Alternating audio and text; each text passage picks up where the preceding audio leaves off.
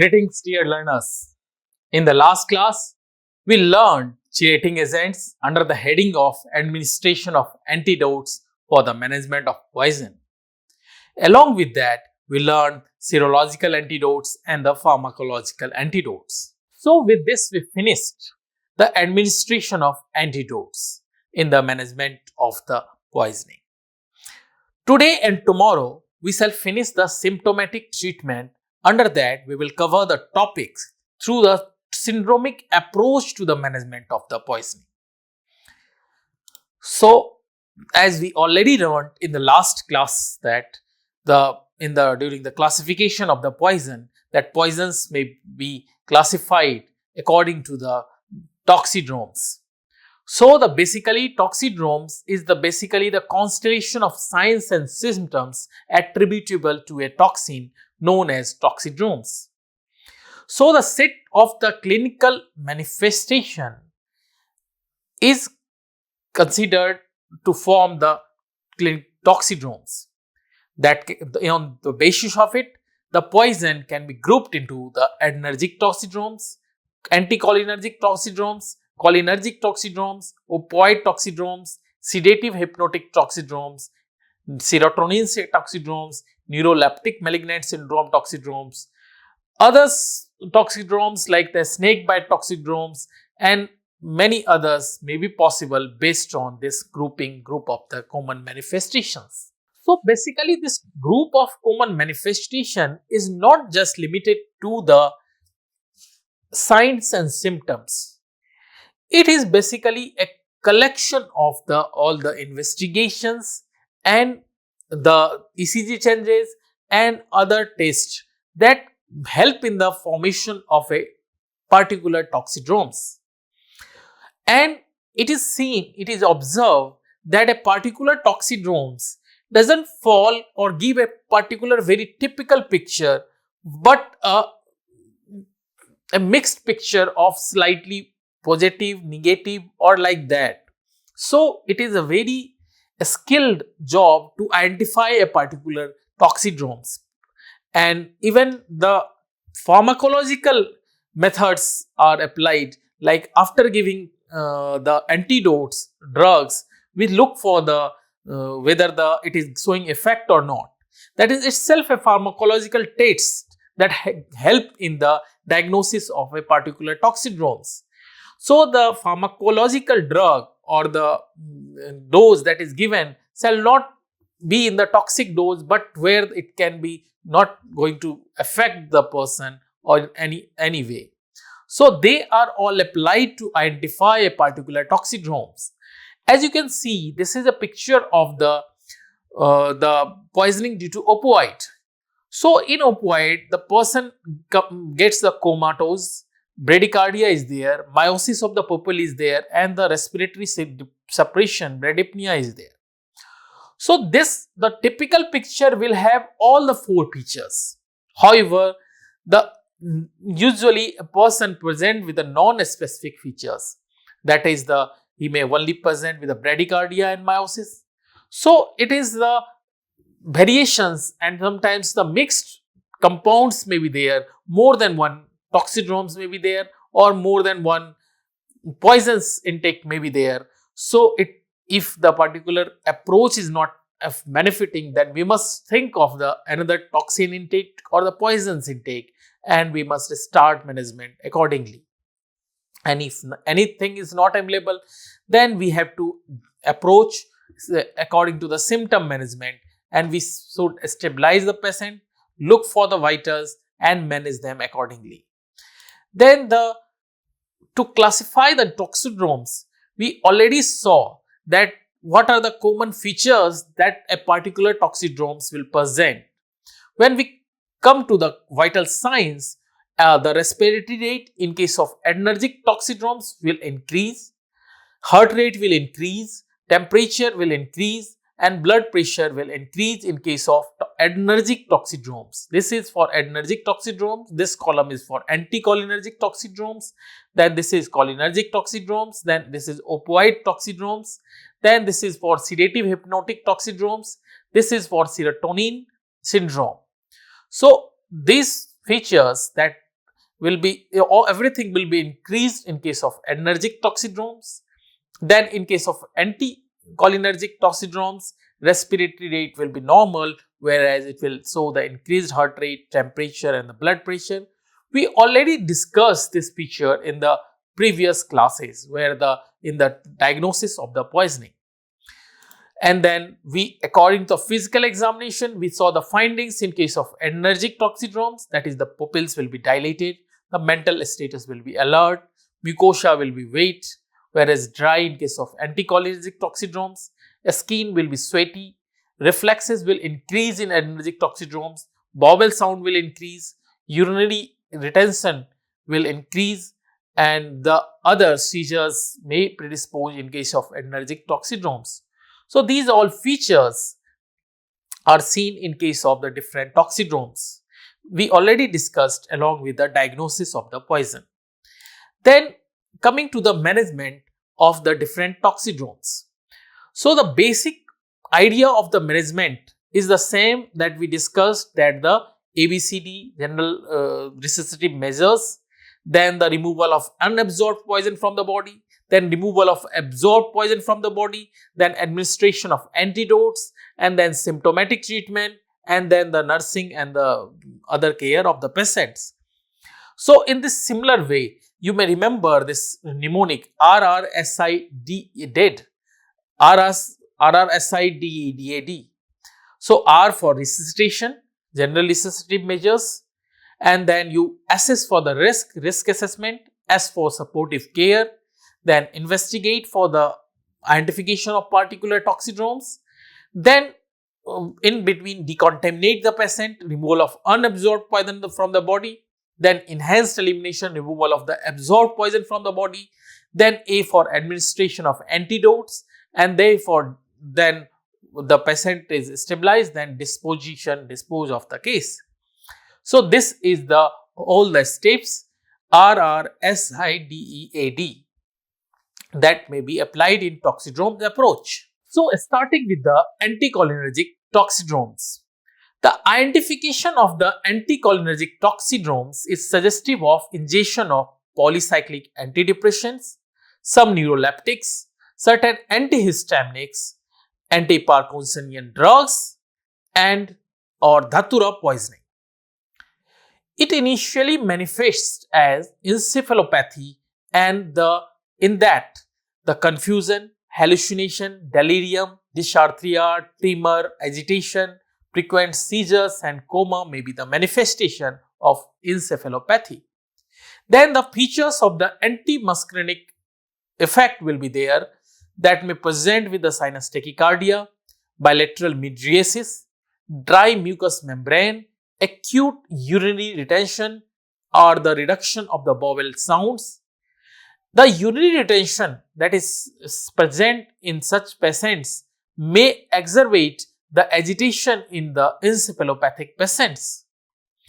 Coma that is seen in this is usually not that profound without the focal signs and is associated with the pyramidal signs and restlessness. A deep coma with a quick progression, that is within 6 hours, is suggestive of poor prognosis among such patients. It generally resolves in few hours, so its extension beyond 48 hours requires seeking out a complication, generally anoxia or co-ingestion of another psychotropic drugs. Seizure is seen in the 6 to 11% of cases with the antidepressant poisoning. They are one of the main causes of the toxic convulsions among the patients. So, a patient coming with the convulsion, antidepressant poisoning shall be thought. The seizure pattern is the early onset, widespread, and uncommon beyond 24 hours. The seizures are multiple and sometimes brief, lasting for just 30 to 60 seconds. Incoordination may exist with myoclonus to the stimuli. Their occurrence is correlated with the QRS widening on ECG and can lead to the hemodynamic deterioration. Certain antidepressants like dosulepine, amoxapine, maprolite are the specifically affecting and causes the convulsion in the patients. Then before coming to their management, you may remember that in case of datura poisoning, the symptoms that are produced with the 10D that include both the encephalopathy features and the effect due to the antimuscarinic effect. Delirium, D for delusion, dilated pupils, shrunken gait, dry hot skin, dryness of mouth and throat, dysarthria, dysphagia, dysuria, death by the respiratory failure. So this 10D may be the remembered by you in case of datura poisoning. So the same findings you can see with this cartoon or the picture, that the blind as bat is a mnemonic that is said for the dilated pupil. Then mad as hatter, the encephalopathy or the confused state, mad as hatter. Then dry as bot, dryness of mouth, dryness in retention. Then the hot as desert, hypothermia, that it is like a desert. Then red as beet, flushing of the skin, tachycardia, absent bowel sound. These all are the features of the anticholinergic toxidromes. So by identifying these features, we first recognize it, and then the management under that, the RRSIDEAD, that is the resuscitation, risk assessment, supportive care, investigation, decontamination, enhanced elimination, antidote administration, and then disposition. So the specific antidote for the anticholinergic toxidromes is the cholinergic drugs like physostigmine, that is given 2 mg IV slowly. Flumazenil shall not be given for the management of these patients, as it may increase the risk of seizures, and thus it is contraindicated. The combination of hemodynamic instability and EC changes directs to this tricyclic antidepressant poisoning. Then this is all related to the anticholinergic toxidromes. Individual poisons we will be taking in detail when we will be talking individually about them. Then the cholinergic toxidromes. For the cholinergic drugs like the organophosphate, we have this cholinergic features that will be presented. So cholinergic toxidromes is mainly related with the poisoning of acetylcholinesterase pesticides, including all organophosphates or carbamates. These compounds represents a large family of chemical compound that has been developed from the 40s and as a chemical weapon and pesticides. So the cholinergic toxidromes are very commonly presented among the poisoning cases. They are globally used in agriculture, veterinary medicine, and are toxic agents that are frequently abused in the poisoning, either accidentally or intentionally for suicidal purposes.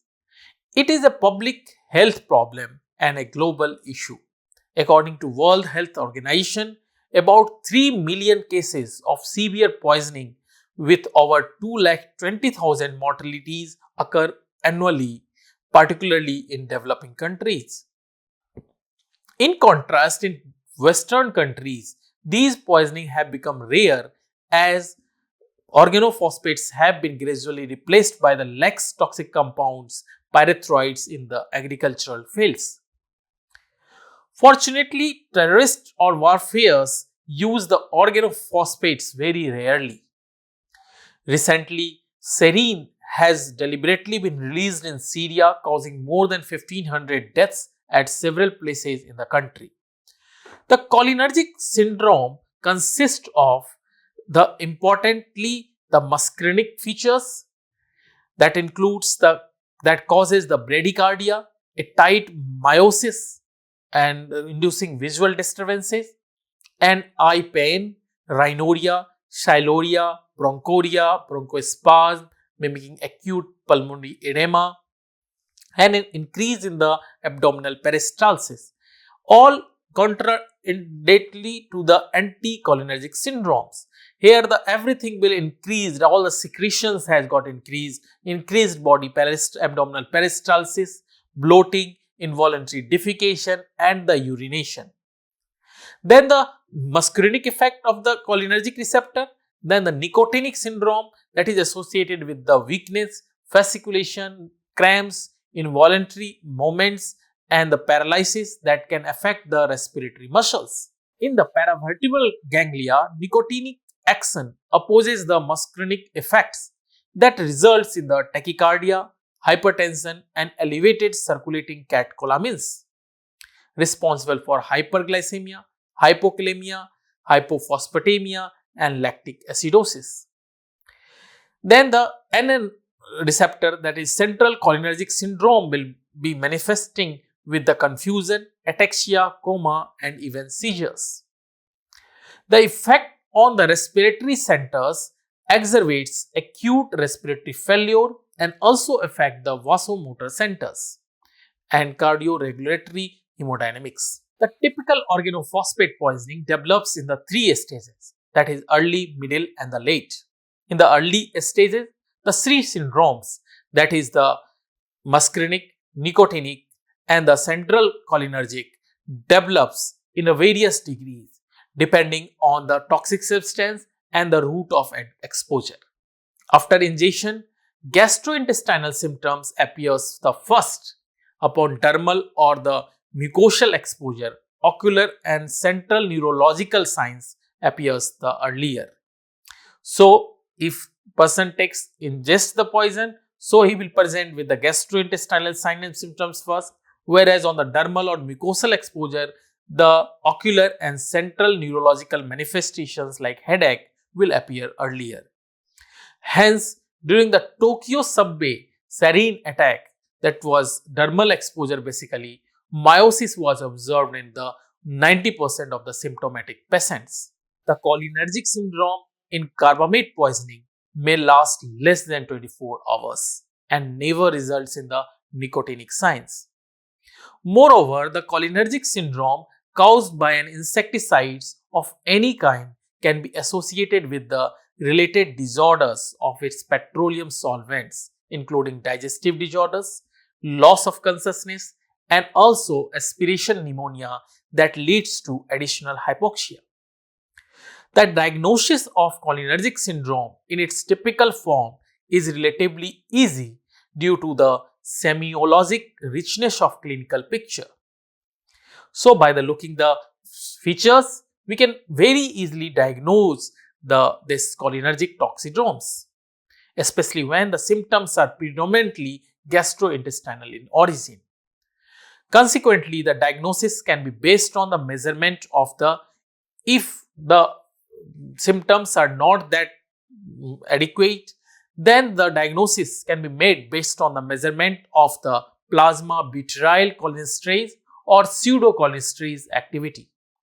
In case of high clinical suspicion, the physician must use a specialized laboratory test for measuring the activity of acetylcholinesterase that expresses on the surface of red blood cells, that is the red blood cell cholinesterase. So, by the quantification of this red blood cell cholinesterase activity, we can confirm the diagnosis of the cholinergic toxidromes. The identification of marked muscarinic signs necessitates immediate intravenous administration of high dose of atropine, that is given 2 to 4 mg stat followed by repeated injection of 2 mg per 10 minutes till the mid-races of the pupil. We will be detailing the management again when we will be talking on the organophosphate poisoning. So, it is a competitive antagonist to the acetylcholine and thus it is the toxicodynamic antidote to the muscarinic effect that acts in the minutes on the cholinergic receptors. The therapeutic goal is to obtain the dryness of the secretion and relief of the bronchospasm. So, and it is not necessary to achieve the mydriasis, which should rather be regarded as a sign of overdose. So, usually in the clinical settings, we look for the mydriasis of the pupil in case of organophosphate poisoning while giving the atropine, but it shall not be looked because it is indicative that excessiveness of the atropine, so atropinization or the even atropine poisoning may be possible. We will be coming to the detail of it when we will be taking on the organophosphate poisoning. So this is all about the cholinergic toxidromes. You can see with this picture you may remember the features of the cholinergic toxidromes: pinpoint pupil, sweating, crying, lacrimation, running nose, vomiting, everything is coming out from the body, salivation, bronchoria, bradycardia, urination, defecation, all these will increase from the body. And then treatment: RRSIDAD, antidotes, atropine given 2 to 5 milligram every 5 to minutes. Then the pralidoxin given in the dose of 2 grams in 100 ml along with the 0.9% of the saline over 15 minutes. Then we come to the symptomimetic toxidromes, also called as the adrenergic toxidromes. These toxidromes can be observed as a result of poisoning with cocaine, amphetamine, lysergic acid, diethylamide, LSD, ephedrine or caffeine, toxic alpha stimulants. The caffeine is theophylline or salbutamol, toxic beta-2 agonist. It includes the set of the alpha and beta receptors, adrenergic receptors, signs and symptoms. So the autonomic signs, cardiovascular signs, ECG changes and the metabolic signs may be seen in the patient. In the autonomic signs with the psychomotor agitation, bilateral mydriasis, sweating, then the tremors and the convulsions may be presented in the patients. Cardiovascular signs like tachycardia, hypertension for the toxic alpha stimulants or the hypotension for toxic beta-2 agonists, palpitation or the chest pain may be there.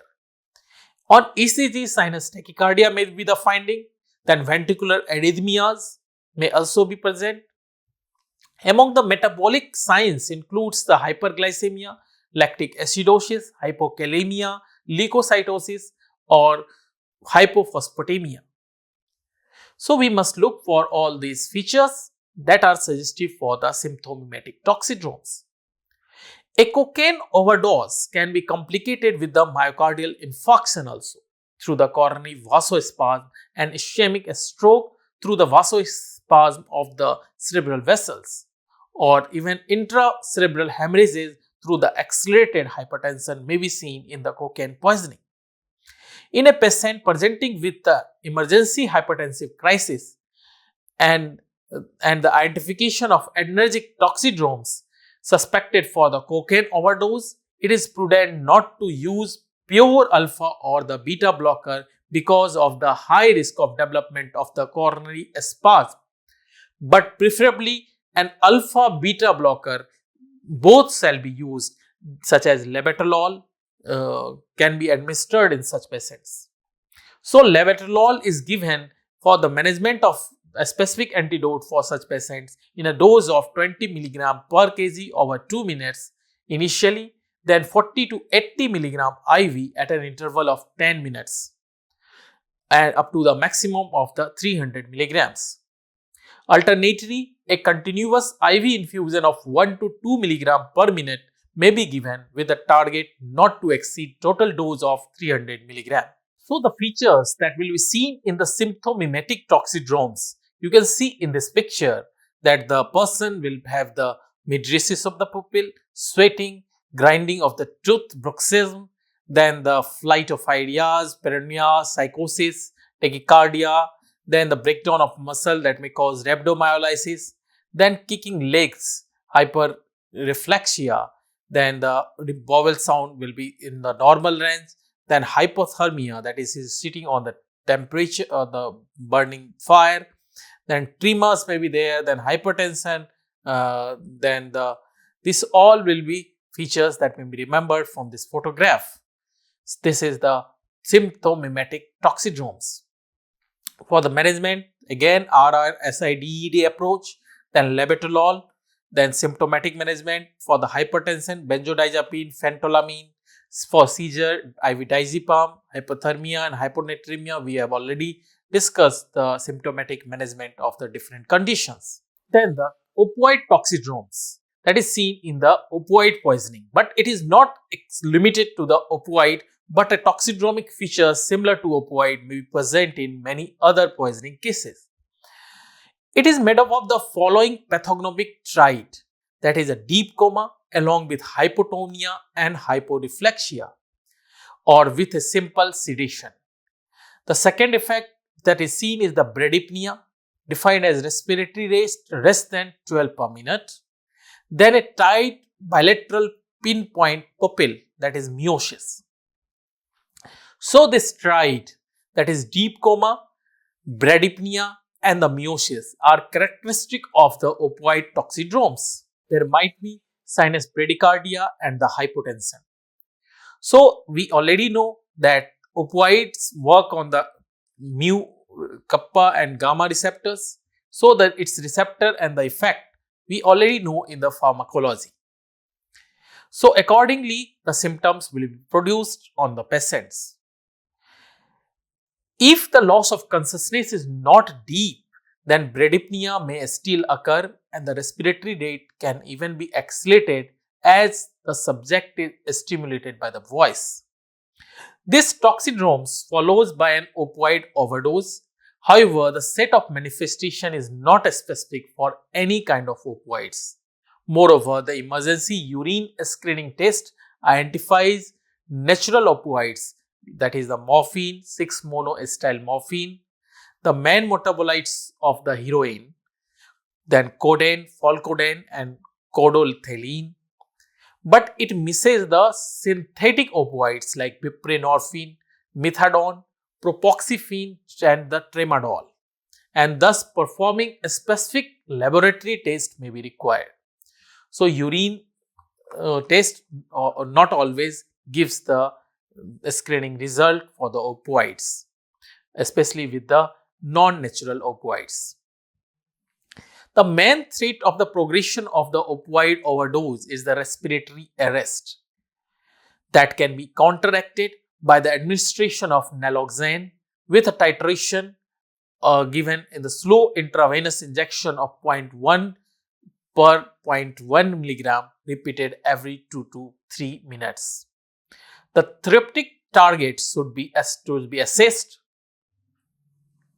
The therapeutic targets should be assessed according to an increase in the respiratory rate to over 15 beats per minute and without seeking full recovery of the poisoned patient.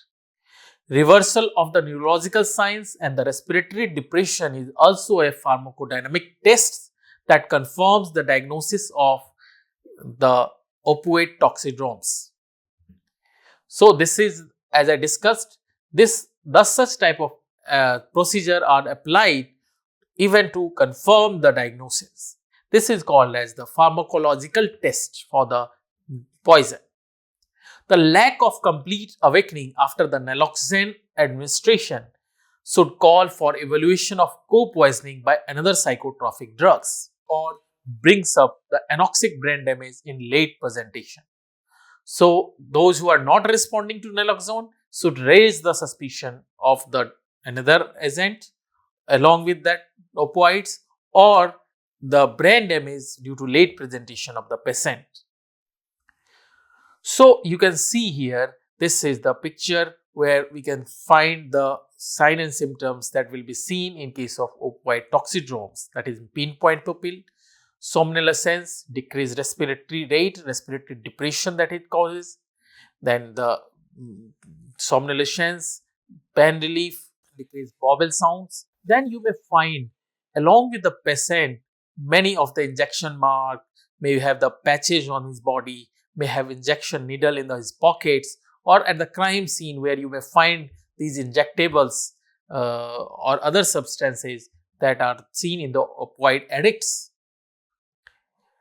So we have to look all around picture of the case and then we should manage accordingly. In the management, the same RRSI-DEAD approach shall be done.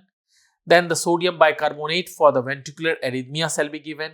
Naloxone is the typical antidote for the opoid toxidromes that is given in the dose of 1.2 milligram IV. Then naltrexone may also be given 50 milligram per day orally. Physoestigmine for the respiratory depression 0.04 milligram per kg IV. And then aggressive fluid therapy for the management of rhabdomyolysis are all indicated for the management of opoid toxidromes. Then the sedative hypnotic toxidromes. Sedative hypnotic toxidromes, also known as myorelaxation toxidromes. It consists of deep coma, hypotonia, or simple hyporeflexic drowsiness, which may be associated with the hypotension or respiratory depression. The most likely sedative, as the name suggests, sedation of the brain. Hypnotics is the sleep stimulant, bringing those drugs that bring the sleep to the person. The most likely cause for this category of the toxidromes are the benzodiazepines, imidazopyridine, that includes zolpidem, zopiclone, barbiturates, meprobamate, sedative phenothiazines, phenytoin, sodium valproate, or the ethanol. The administration of flumazenil can be used as a pharmacodynamic test in patients with the myorelaxation syndrome without seizures. Co-ingestion of the proconvulsant psychotropic drugs, particularly antidepressants, antimuscarinic signs, ECG abnormalities or complications of coma, that is the decreased SpO2 due to aspiration. The test should be done under the clinical monitoring and titration according to the following suggested protocol that for the flumazenil. So basically, flumazenil that is given as antidote for the sedative hypnotic toxidromes is again a pharmacological test in such cases. It is given in the dose of the 0.3 milligram in 1 minute, followed by additional doses of 0.1 milligram per minute until a cumulative dose of 1 to 2 milligram is given. The absence of clinical response in over 2 milligram of flumazenil questions the diagnosis of pure poisoning with the benzodiazepines or the related substance. Using this dose of flumazenil, that is the rational use of flumazenil with respect to the toxidromes, prevents the complications from this flumazenil antidote and can help in some cases to avoid the tracheal intubation if correct identification is done. So it is not a major risk if we are suspecting a case to be sedative hypnotic toxidrome. So giving flumazenil as a pharmacological test is not in a proper controlled dose is not a risk for the patient, but it can help in the many cases. So as you can see in the photograph, the patient will be in the different stages of his mental status. So and in the management, the same approach are SIDED, then supportive care mainly, and the flumazenil is the effective antidote for the sedative hypnotic toxidromes. With this, we conclude today's class. The remaining part of the toxidromes we will be taking in the next class, and we will be look at the other remaining symptomatic management approach. With this, thank you so much.